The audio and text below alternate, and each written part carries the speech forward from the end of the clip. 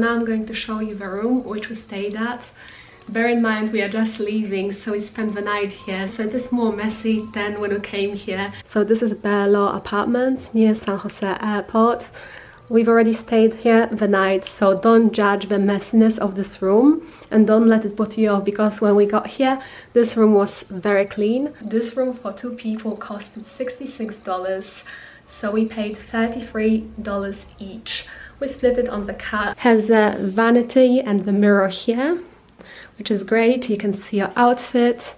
For me, it's quite a necessity. I know a lot of people don't care about these things, but it's pretty crucial for me to check how I look when I'm on holiday. From the window, we can see mangoes. Look, we have an ensuite bathroom here. One thing that I'm not liking that much is this door, to be honest. It doesn't feel very private. There are obviously holes right here, as you can see, and at the top, it's not see-through, but it doesn't feel like much, to be honest. If you want to use the bathroom in peace, they are not soundproof whatsoever. But the bathroom is nice. I mean, it looks like this. Toilet, sink, another mirror here, and then shower. I think just for one night before traveling elsewhere, this is the perfect place to stay, to be honest. And hospitality was top quality. Nicest breakfast, nicest staff. The lady who runs this place was absolutely amazing to us. She was so friendly. So yeah, highly recommend.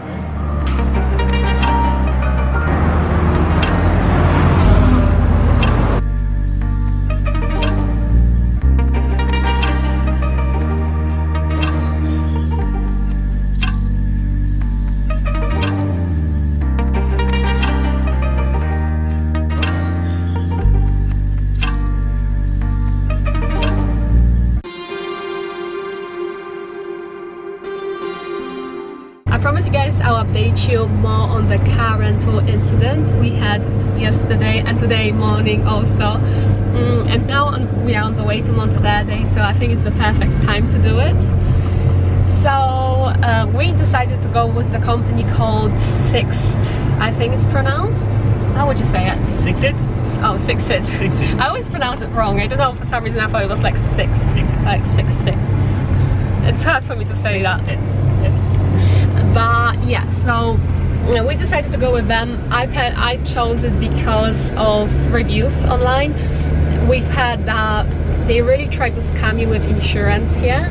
A lot of guides that I listen to and I've read about Costa Rica say that you have to be really careful with car rental, because you make a reservation, you expect to pay a certain price, and then turns out it's twice as expensive when you get here, because they try to get you to buy the insurance, and they let you know that it's illegal in Costa Rica to not buy the insurance, and that you have to have it in order to rent the car, which they don't tell you beforehand.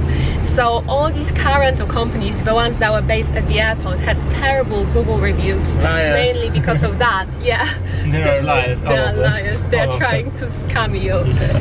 So after reading these bad reviews, I decided I don't want to go with any other companies based directly at the baggage claim area. I decided to go with the one that's also near the airport, but it requires a shuttle bus. You need to get a shuttle bus to the company, which is not a problem because shuttle buses run quite frequently and you get them from the airport, and everyone is here very nice and they always try to help you. So that was all easy peasy. And we got there. They were still, however, trying to sell us extra insurance, saying it's required by Costa Rican's law. But they were not so strict about it. Like, as soon as I said about we have a credit card, we have our own coverage, they were fine about it. And we would end up paying only the $400 that we agreed on initially, which I was really happy about because it's much cheaper to any of these other companies we checked. So there was us thinking, you know, we've got the car, they even showed us the car, they were ready to pass us the keys. All we needed to do is put the credit card so they can take deposit. We didn't even have to pay for it then. You pay for it at the end of your rental. I think they wanted to charge us around $1,500 initially deposit because we didn't go for the extra insurance options, which is fair enough. I mean, it is what it is. Like, I know it's unavoidable. But then, oh my god, you guys, wait, I wanted to tell you more, but look at these views. Views in Costa Rica are just, oh. We are on the way to Monteverde and the roads are very windy, and we have mountain roads, which I don't know, how do you find them? Okay?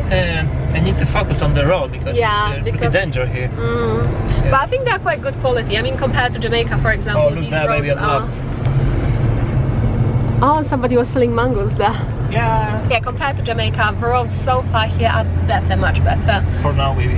For now, yeah. No potholes so far. So I'm actually, I don't know how you find it, but I'm quite impressed so far with the roads here. His new credit card, but he activated it, he put the pin in, and he was certain it was a good one, but... Also, I called my bank. Yeah, he called his bank to check on the third attempt, because third attempt was the last one, so he didn't want to risk it, so he called the bank to make sure his pin is right. They didn't know what's going on.